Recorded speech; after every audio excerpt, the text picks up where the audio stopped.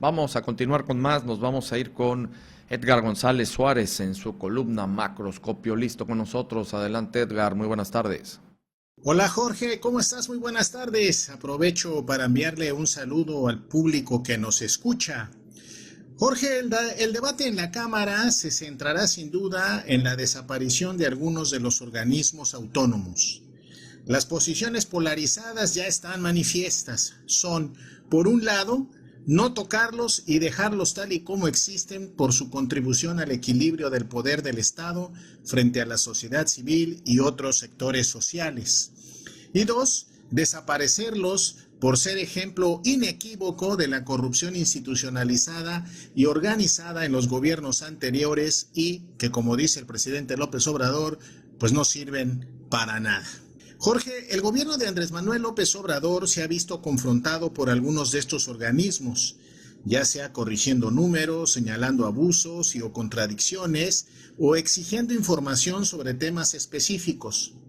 La 4T no ha dejado de señalar que en esos organismos autónomos no solo no son autónomos, sino que son dirigidos por activistas del neoliberalismo y lo único que hacen es estorbar las acciones del gobierno federal. Desde la mitad de los años 90 hasta más o menos el 2013, se crearon una docena de organismos autónomos.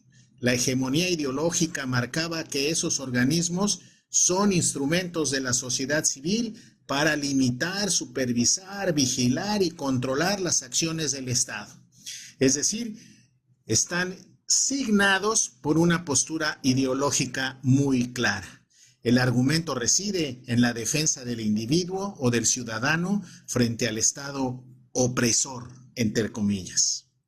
Desde la Comisión Nacional de los Derechos Humanos, el Instituto Nacional Electoral, el Banco de México, la Comisión Nacional de Hidrocarburos, el Instituto Nacional de Transparencia y Acceso a la Información, la Comisión Reguladora de Energía, el Instituto Federal de Telecomunicaciones, el Consejo Nacional de Evaluación, el Coneval, la Comisión Nacional de Evaluación Educativa, que ya desapareció, el Instituto Nacional de Estadística y Geografía, el INEGI, entre otros, están siendo sujetos a revisión de la Cámara de Diputados. La principal crítica, Jorge, es sobre su pretendida autonomía e independencia de la disputa política e ideológica nacional.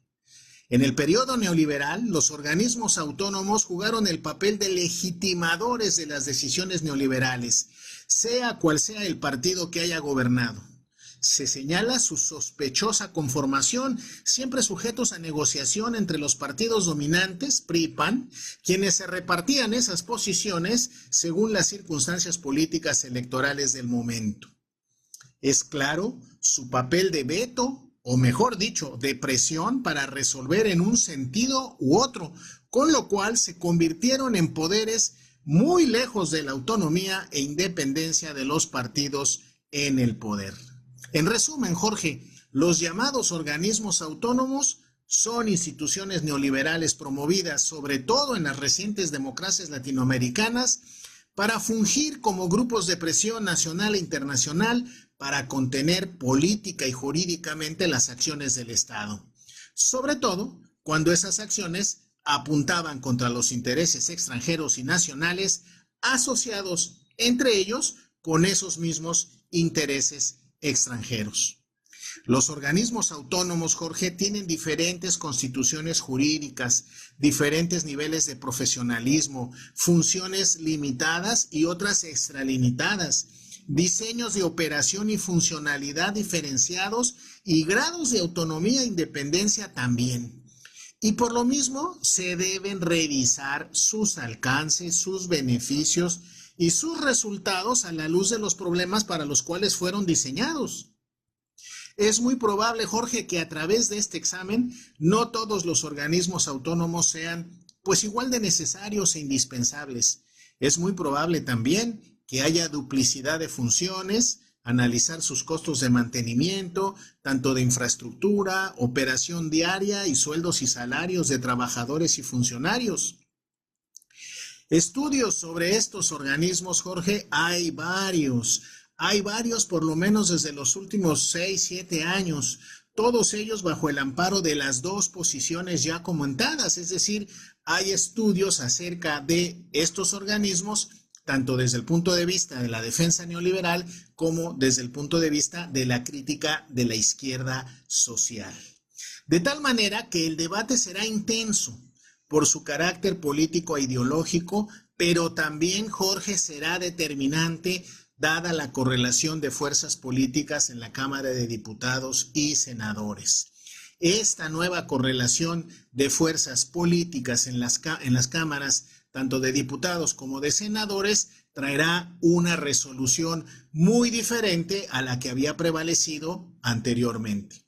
Es decir, para varios de ellos, como el INAE, la COFETEL, la Comisión Reguladora de Energía, el Coneval, entre otros, seguramente serán desaparecidos.